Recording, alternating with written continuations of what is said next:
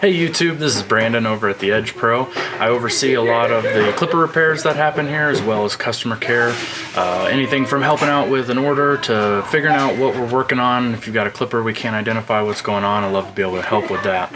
What we're going to work on today is we're going to be looking at the ball pin replacement on an ANDIS Master, and then also looking at the blade pad, the piece that the blade actually attaches to, and where those break and how we can fix that. So let's go on over to the repair desk and see what we can do to figure that out.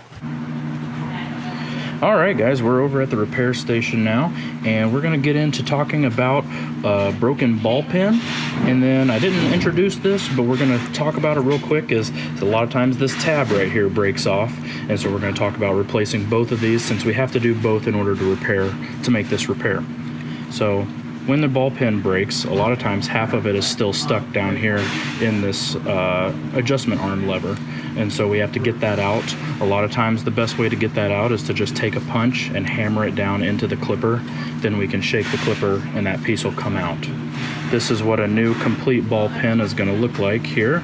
See if we can get that to focus. There it is.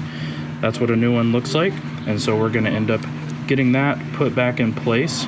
And what we're going to do is we're going to take and put it in this hole. This should be spring loaded. That's to keep from vibration and noise. And what we're going to do is stick it right here in this hole, and that is going to, and then we're going to end up pounding it in there, and that's going to end up allowing us to be able to make the adjustments that we need. If it is too easy to put into this hole, we're going to end up having to replace this arm as well. That's telling us that the arm is worn out, and we're going to replace that arm in this repair. But this one is good, so we're going to go ahead and go through with this repair. I have a cheating tool that we use for this. Otherwise, a pair of needle nose pliers will work for this. This makes it a little easier. I'm able to slide that ball pin right here into this machined out tool. Then I can line up the hole down here and line up my ball pin with that hole.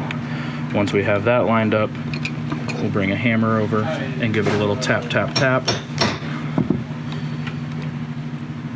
and it stays in place for us. Now this job gets a lot easier. Here on this piece, it's called the blade slide, and what we do with this piece here is we're going to end up lining up the hole, that center hole, with the ball pin, and then we're going to screw it down with the 4 screws that we took it off with. A lot of times one of these stops, usually this back one here, breaks off, and that can allow you to have a dangerous tool where the cutter sticks out beyond the comb, and you can end up hurting yourself or your customer. So please don't mess around with this.